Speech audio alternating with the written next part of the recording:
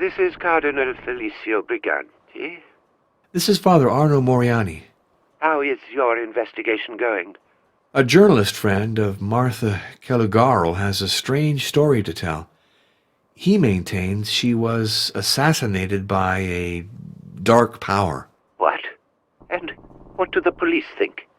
According to them, the reporter is a pathological liar, and Martha wasn't right in the head. As for me, I'm coming to more or less the same conclusions. I have proof that Martha believed in vampires and kept them away with the sacred host. How could that be? The file seemed so serious. What a disappointment. And as for those vampire stories, tell me, was the parish priest aware of this? Yes. And he did nothing? Said nothing? Well, that is... Don't tell me he took part in these magical rites. In fact, yes. Good heavens! And was he paid for that? I have no reason to think so. He seemed entirely disinterested and sincere to me. And he's very sick. Oh, rest assured that I don't want to incriminate him personally, but we have to react at once, or people will say the Catholic Church encourages superstition. Stay near your phone, please, Arno. I'll make 2 calls and get right back to you.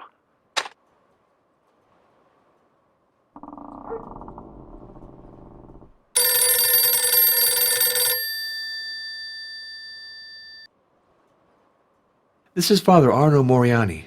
Arno, I've informed the Diocese of Albayula. They're stunned and say it's a setup. Are you sure about what you're putting forth? The testimony of Father Gregorius seems conclusive to me. How could a priest encourage practices of the sort? That's the crux of the matter. I spoke about it upstairs and learned to my consternation that we're not dealing with an isolated instance here. Believe it or not, this is the 20th century and there's a fresh outbreak of belief in vampires. It's probably connected to the success of certain novels that have troubled impressionable minds. And so, I have new instructions for you. I suppose that I close the Caligaro file then? Certainly. And you open another one on vampires. Excuse me? You heard me right. Study the legend. Demolish it. Prove that it is not based on reality. We'll give your report widespread distribution. Yes, but hasn't the Church already taken a position on the question? To be sure. Benedict XIV formally condemned belief in vampires, but that was 2 centuries ago. It's time to bring his message up to date. What exactly am I to do? Seek the origins of the myth, but also pay attention to its literary aspects, its recent manifestations. Show that those phenomena that terrorize the naive are either pure fabrication or have explanations that aren't supernatural. Let me insist on one point, Arno. For your research, it's important that you consult the best scientific experts. We need the authority of a doctor and a historian to support your conclusions. Do you think that a rational discourse can vanquish superstition? I know the battle is never definitively won, but it must be fought. I hope the task doesn't seem too daunting for you. Not at all. You're entrusting me with an unexpected job, but a very interesting one. I'll get at it without delay. I'm counting on you. It would seem self-evident, but the diocese might object. I'd rather not run the risk. Unless circumstances force you to. If you had to celebrate a funeral mass, for example. Goodbye, Your Eminence. Be well, Arno.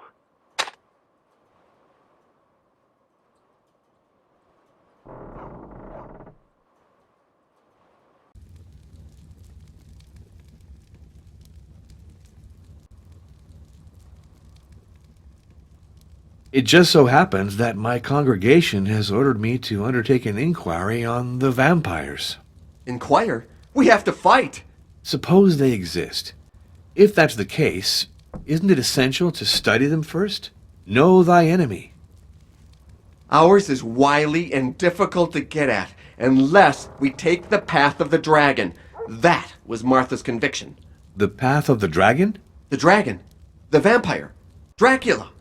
All these names designate our adversary. The path of the dragon leads to his lair. Look at this file that Martha entrusted me with on her return from Turkey. She had established that the path comprised 7 trials.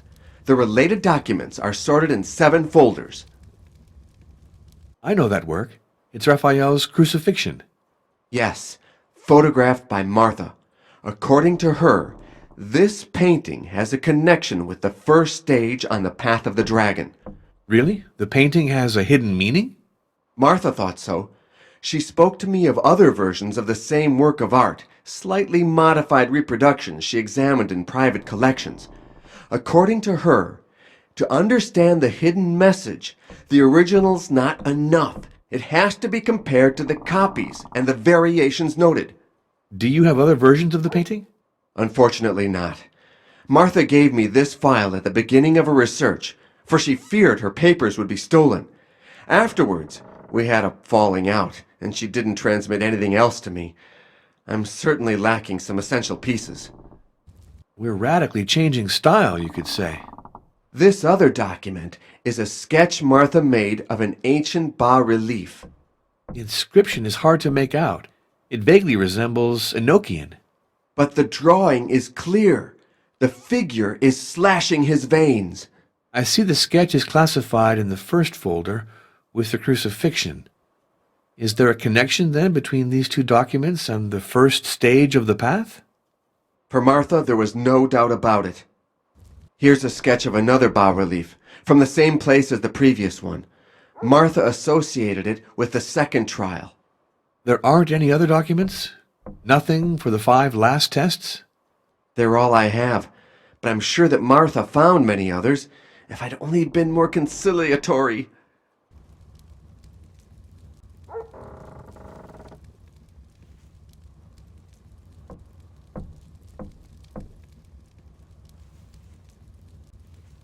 Father, we have to follow the path of the dragon. Let's go to Turkey. Since Martha went there, together we'll succeed. I don't think that my superiors would appreciate that initiative. However, I promise that I'll think about it. Unfortunately, those I know aren't accessible. But I really do need help to assemble the documents about the path.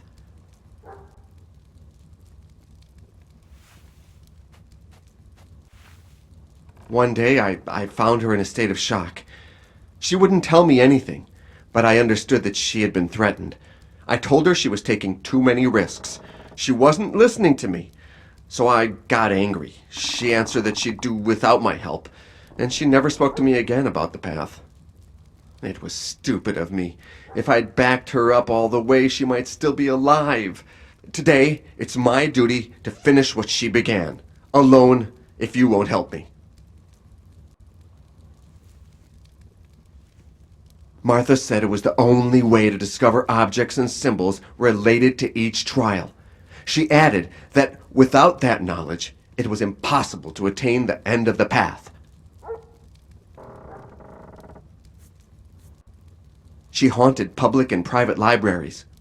I know that she frequently visited the Alba Iula Museum. It burned shortly after her death. I have a feeling it wasn't by accident. I went to give blood at the request of Dr. Maria Florescu. You didn't try to recover any documents? What's the point in harassing young Maria? I'm sure there's nothing left of Martha's archives. Our enemy has had plenty of time to destroy them.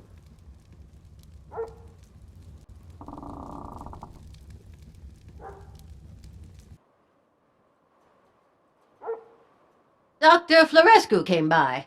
She asked for you to go to the dispensary because she needs blood donors, if you're so inclined. Fine, I'll go there.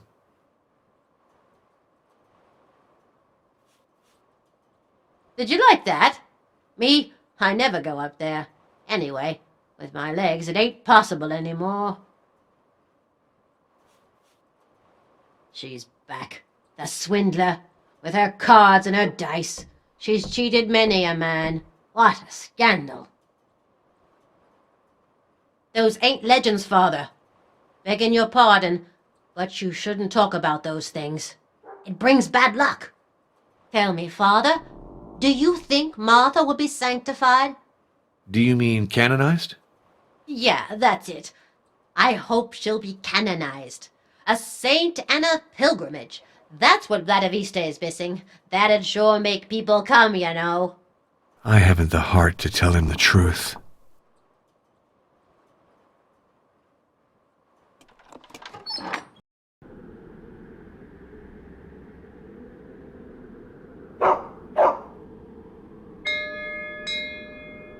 Come in! It's open!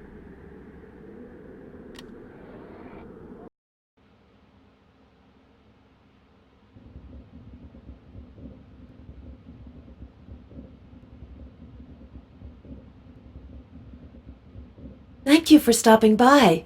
I noticed that my blood stocks were really insufficient. Would you let me take a sample of yours? Certainly.